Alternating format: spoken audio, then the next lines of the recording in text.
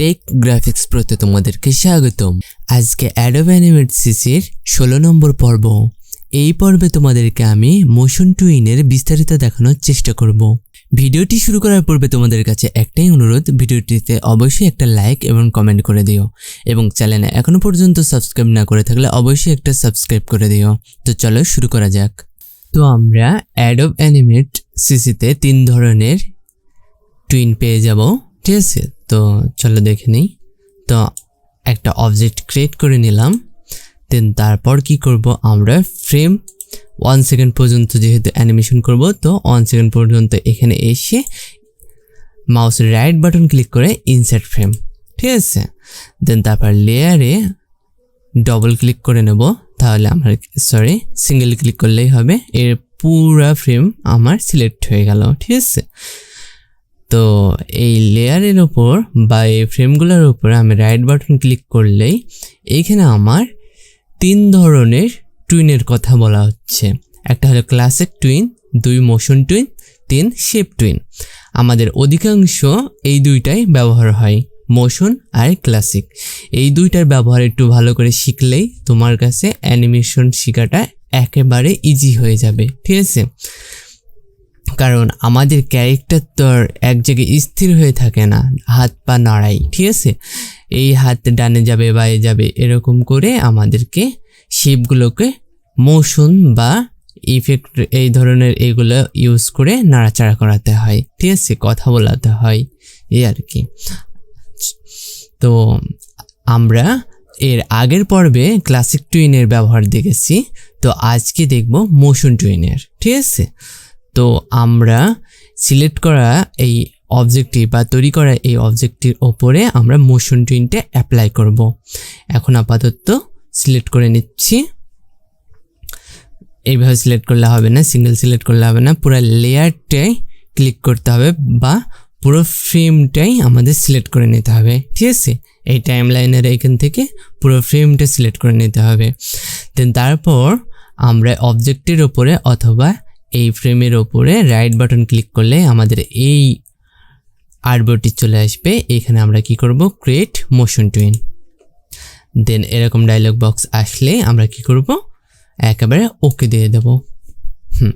আমাদের এখন এই অবজেক্টটির ওপরে কিন্তু মোশন টুইন অ্যাপ্লাই হয়ে গেছে, ঠিক আছে? এখন আমরা যা কমান্ড দেব সেটাই করবে। তো আমি চাচ্ছি যে আপাতত এটা সিলেক্ট থাকা অবস্থায় এই পাশে থাক। আমি কিন্তু প্রথম ফ্রেমে সিলেক্ট থাকা অবস্থায় এটাকে এমন করেছি, ঠিক আছে?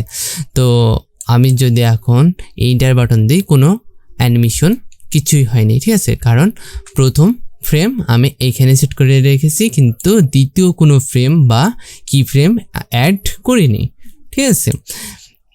তো আমি চাচ্ছি যে 15 ফ্রেমের এইখানে এসে আমার এই অবজেক্টটি এইখানে বা নিচে আসবে, ঠিক আছে? নিচে নামবে।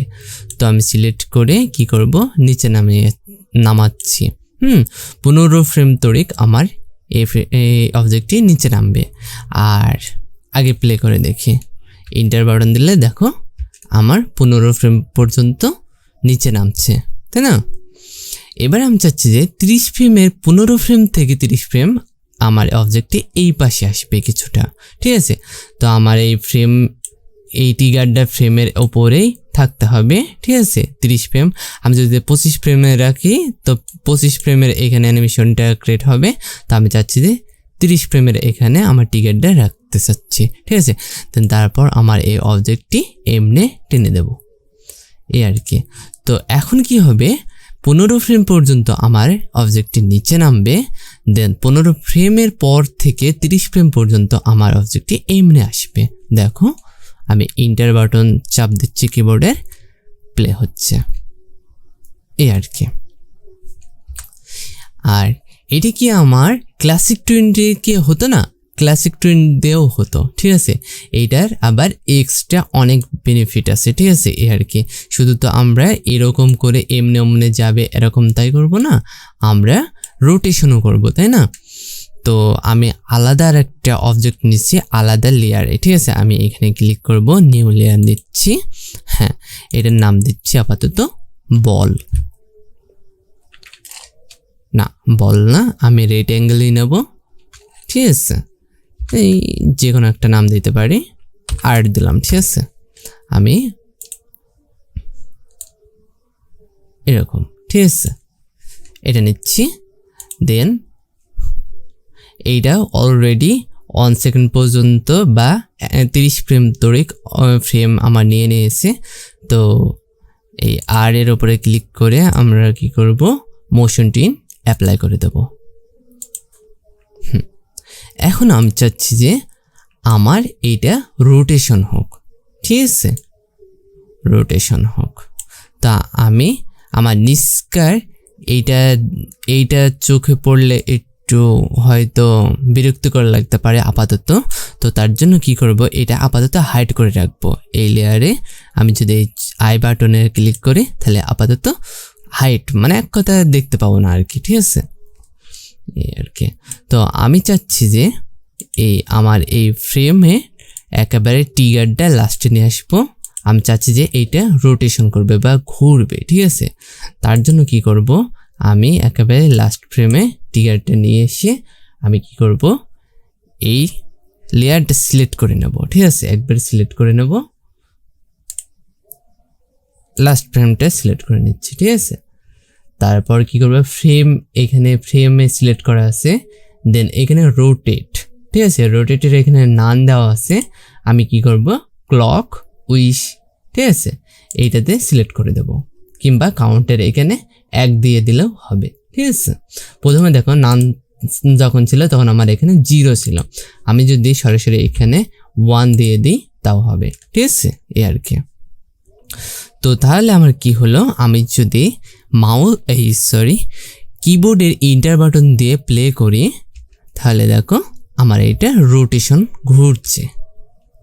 ঠিক আছে, আমি তো মনে করো যদি আমি কোনো বস্তুকে বা বিষয়বস্তুকে যদি এইভাবে ঘোরাতে পারি তাহলে একটা জিনিস ভাবো, যদি আমার এখানে একটা কার থাকতো বা মোটরসাইকেল থাকতো, ঠিক আছে, যে কোনো একটা কি, তার বাইকের সে বাইকের চাকাটা যদি আমার ঘোরানোর প্রয়োজন হতো তাহলে আমি চাইলে এই মোশন টু ইউজ করে রোটেশন প্রপার্টিতে 1 ভ্যালু দিয়ে আমি কিন্তু চাইলে ঘোরাতে পারি। ঠিক আছে, তো এখানে মনে করো 1 ভ্যালু দিয়েছি, আমি চাচ্ছি যে এখানে 10 ভ্যালু দেব, 10।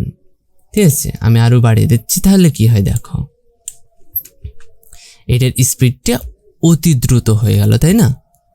এরকম আমি চাইলে কমিয়ে দিতে পারি বা বাড়িয়ে দিতে পারি, এই আর কি। ঠিক আছে, তো তাহলে আজকে আমরা রোটেশন শিখলাম এবং অবজেক্টকে মুভমেন্ট শিখলাম এবং কোনো লেয়ারকে হাইড করে আরেকটা লেয়ারের উপরে কাজ করা শিখলাম। ঠিক আছে, তো আমি চাচ্ছি যে এই লেয়ারটা এখন আনহাইড করে দিচ্ছি। হ্যাঁ, এখন আমার সামনে 2টা অ্যানিমেশন চলছে। ঠিক আছে, আমি ইন্টার বাটন ক্লিক করলেই প্রিভিউ দেখতে পাবো।